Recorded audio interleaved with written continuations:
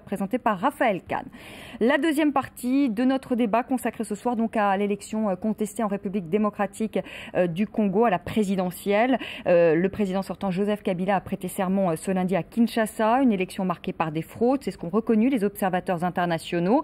Alors pour cette deuxième partie de débat, eh bien nous sommes avec Félix Tshisekedi qui est le fils donc d'Étienne Tshisekedi. Merci d'être avec nous. Nous sommes également avec Christophe Boisbouvier, notre confrère de RFI, spécialiste de l'Afrique, et nous sommes avec Mathieu Mabin, grand reporter à France 24. Mathieu qui revient de Kinshasa. On écoute tout de suite, si vous le voulez bien, Joseph Kabila. C'était donc ce lundi lors de sa cérémonie d'investiture à Kinshasa. Mes chers compatriotes, le 28 novembre dernier, vous avez été appelés à choisir entre une part de commerce chimérique sur fond de discours incendiaires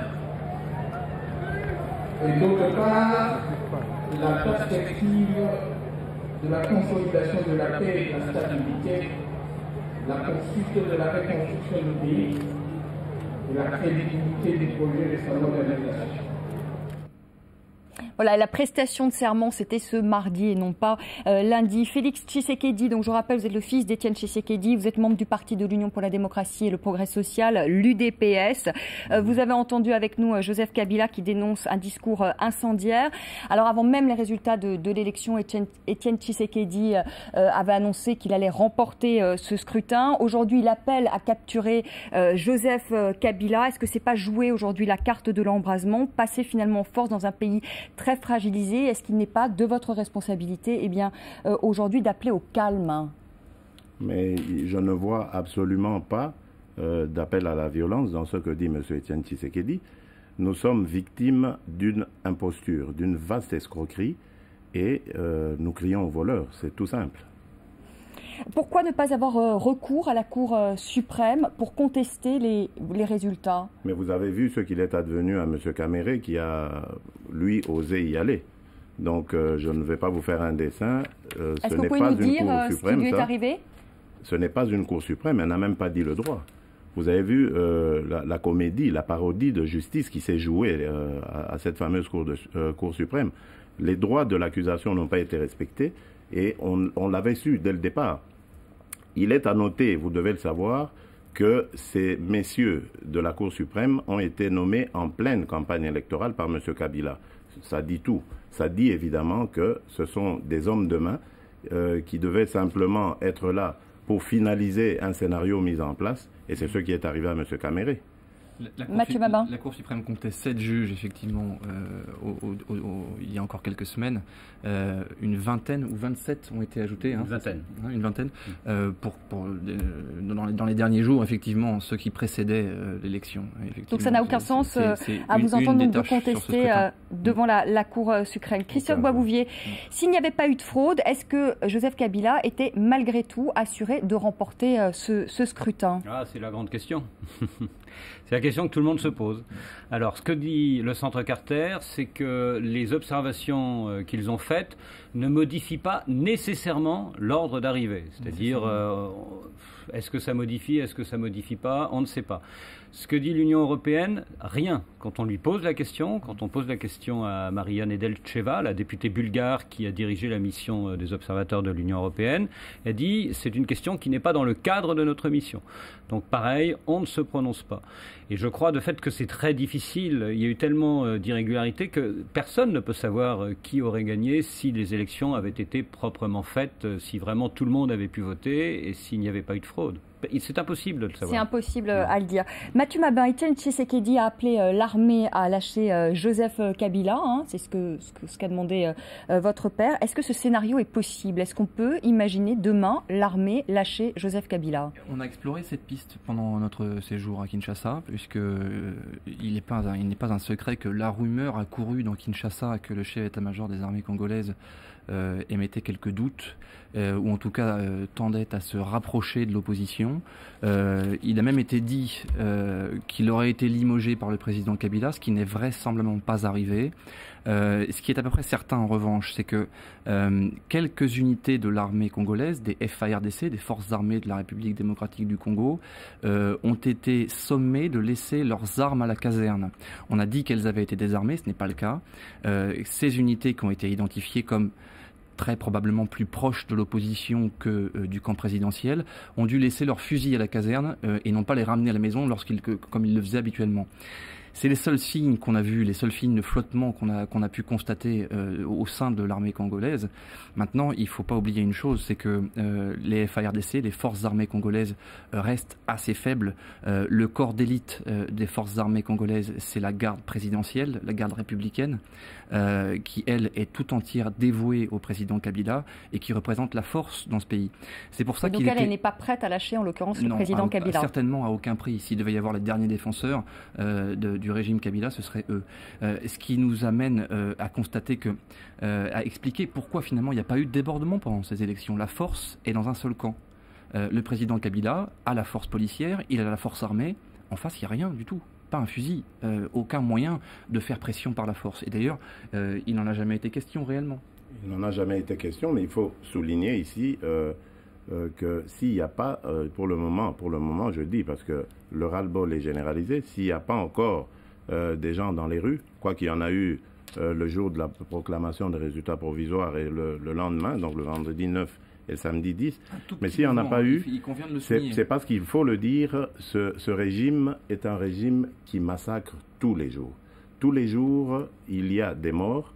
Pour la moindre manifestation, on tire sur la foule, et je crois que d'ailleurs, nous avons vu des images sur France 24 où on a vu très clairement des militaires de la garde présidentielle tirer à bout portant sur la foule et faire des victimes. Le camp présidentiel vous accuse également d'être à l'origine de ces violences. Ils ont une nouvelle méthode, c'est celle de ramasser les cadavres et d'aller les enterrer dans des fosses communes.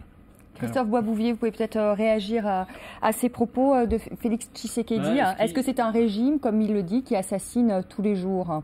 C'est un régime où, en effet, la répression peut être très violente. Et c'est vrai que le dernier jour de la campagne, c'est-à-dire le 26 novembre, quand Étienne Tshisekedi a été bloqué à l'aéroport de Kin à son retour de province, d'après Human Rights Watch, il y a eu 18 morts lors des affrontements entre forces de l'ordre et manifestants. C'est la journée la plus sanglante en fait de tout ce processus, le 26 novembre. Ce qui est important, je crois, et peut-être ce qui ressort des propos de M. Tshisekedi, c'est qu'on a le sentiment que son père, Étienne Tshisekedi, actuellement est dans une stratégie de prudence et qu'il retient ses troupes, qu'il ne veut pas, pour l'instant, organiser de grandes marches massives qui pourraient aboutir à de violents affrontements. On sent que depuis l'annonce officielle de la victoire de Joseph Kabila par la CENI le 9 décembre dernier, ça fait quand même déjà 2 semaines, il est très prudent et qu'il n'est pas dans une stratégie de confrontation dans la rue et qu'il est plutôt dans une stratégie d'interpellation de la communauté internationale. Alors de fait, c'est vrai que ce mardi, il n'y avait pas beaucoup de diplomates de haut rang, de ministres et de chefs d'État à l'investiture de Joseph Kabila, mais il y avait quand même tous les ambassadeurs en poste à Kinshasa qui étaient là. Et pour Joseph Kabila, ça peut suffire pour avoir la reconnaissance internationale. Alors, Félix Tshisekedi, pour le moment, Christophe Boisbouvier nous le disait à l'instant, vous jouez plutôt la carte de l'apaisement, vous n'avez pas envoyé vos hommes dans la rue. En revanche, est-ce que vous maintenez cette prestation de serment ce vendredi? Votre père, donc, qui a dit qu'il prêterait serment ce vendredi à Kinshasa. On a eu tout à l'heure Lambert Mende, donc, sur notre plateau, qui est ministre de la Communication et des Médias, qui a dit qu'il acceptait une manifestation pacifique, mais en tout cas qu'il ne serait pas question de prestation de serment. Qu'est-ce que vous lui répondez? Il y aura prestation de serment du président. Quoi qu'il arrive, il y aura prestation de serment. Il y aura prestation de serment du président élu de la République démocratique du Congo. Ce qui s'est passé aujourd'hui est une imposture, je l'ai dit, et donc nous allons la réparer le vendredi prochain. Au stade des Martyrs ? C'est tout à fait normal. Au stade des Martyrs ou ailleurs, parce que bon, vous savez qu'il faut demander l'autorisation. Le stade dépend peut-être des programmes sportifs, donc ça nous ne le savons pas. Enfin, du moins je ne le sais pas parce que je me trouve actuellement à l'extérieur, mais ce qui est certain, il y aura prestation de serment Et vous allez voir la différence. Nous allons offrir à l'opinion internationale l'occasion de voir de quel côté se penche le peuple. Encore une fois, ce qui s'est passé aujourd'hui est une imposture. Je voudrais quand même revenir sur ce qu'a dit votre correspondant tout à l'heure au sujet des rapports qui ont été donnés par les deux organisations sérieuses, donc la Fondation Carter d'une part et les observateurs de l'Union européenne. Mais on a tendance à oublier l'Église catholique du Congo, qui est une institution tout aussi sérieuse. Et qui a dénoncé en effet des irrégularités. Il ne faut pas l'oublier, l'Église catholique avait 30 000 observateurs, donc c'est-à-dire un observateur pour 2 bureaux. Ça suffit, je suppose, pour avoir une idée globale de la situation. Et le cardinal, le primat du Congo, le cardinal Laurent Mosengo, l'a très bien dit, c'est Étienne Tshisekedi qui, selon les rapports qu'ils ont, qui a remporté les élections. Il l'a dit sur la RTBF et je l'ai personnellement suivi. Qui n'est pas le primat du Congo. Attention. Peu importe, je ne m'y connais pas très bien dans la hiérarchie de l'Église catholique. Ce que je sais, c'est qu'il n'est pas la voix de l'Église catholique au Congo. Ça, c'est une certitude. Ce n'est pas grave, c'est le primat. Mais si je me trompe, je veux dire, extrêmement divisé sur cette question. Peut-il dire que Étienne Tshisekedi est gagné, il y a 63 000 bureaux de vote? Il a dit qu'Étienne Tshisekedi a gagné et il est le patron de l'Église catholique et l'Église catholique avait 30 000 observateurs sur la scène. Il n'est pas le patron de l'Église catholique, il n'est pas le représentant de ces 30 000 observateurs. Non, c'est un point très important. Il est évêque de Kinshasa. Monsieur. Oui, d'accord, évêque de Kinshasa et cardinal du Congo. C'est une autorité religieuse de premier plan au Congo. Il est le patron de l'Église et il était tout à fait au courant des rapports que lui ont fait ceux qui avaient été sur le terrain. Donc, il n'a pas, il disait pas des paroles en l'air. D'autres éminents représentants de l'Église catholique se sont prononcés. Lequel? Dans le sens inverse. Je n'ai pas entendu un seul contredire le cardinal Mosengo. Dites-moi lequel. Dites-moi lequel. Christophe Boisbouvier. Juste un mot sur les chrétiens, les catholiques. C'est vrai qu'ils ont fait un beau travail d'observation, 30 000 en effet, pour 63 000. Le problème, c'est qu'ils devaient envoyer leurs résultats à Kinshasa par SMS et qu'au moment où ils devaient le faire, les SMS ont été interdits. Et ils le sont toujours. Félix Tshisekedi, tout à l'heure, Lambert Mende, donc, qui est ministre, je le rappelle pour nos téléspectateurs, de la communication et des médias en RDC, nous a dit que Joseph Kabila était prêt aujourd'hui au dialogue avec Étienne Tshisekedi. S'il vous propose de participer à un gouvernement d'union nationale, est-ce que ce sera suffisant pour vous? Est-ce que vous accepterez cette proposition au nom de la réconciliation, de l'apaisement? Ça équivaudrait, ça ressemblerait à l'hôpital qui se moquerait de la charité. C'est un peu comme si on vous amenait votre bourreau, celui qui vous a volé vos biens, et on vous demandait de négocier avec lui pour qu'il vous rende soit la télé, soit le salon et qu'il garde le reste. J'ai dit, et je le répète, ce qui s'est passé le 9 décembre est une imposture. On a volé la victoire du peuple, on a volé le vote du peuple. Qu'est-ce que vous allez faire concrètement alors? Qu'est-ce que vous allez faire concrètement? Parce que vous n'allez pas vous adresser à la Cour suprême. Pour l'instant, vous jouez la carte de l'apaisement. Vous avez entendu, justement, M. Boisbouvier, il a fait une analyse que je partage tout à fait. Nous sommes dans une logique qui est toute simple. Nous sommes les vainqueurs et le vainqueur ne s'énerve pas, il ne s'agite pas. Le vainqueur reste serein.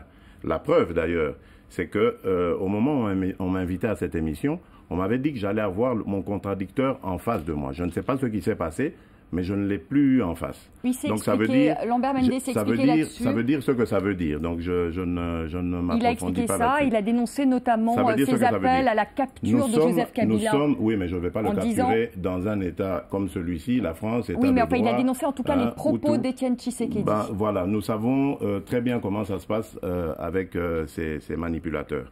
Mais enfin, ce que je veux dire, c'est que nous sommes dans la position, dans la stature du vainqueur.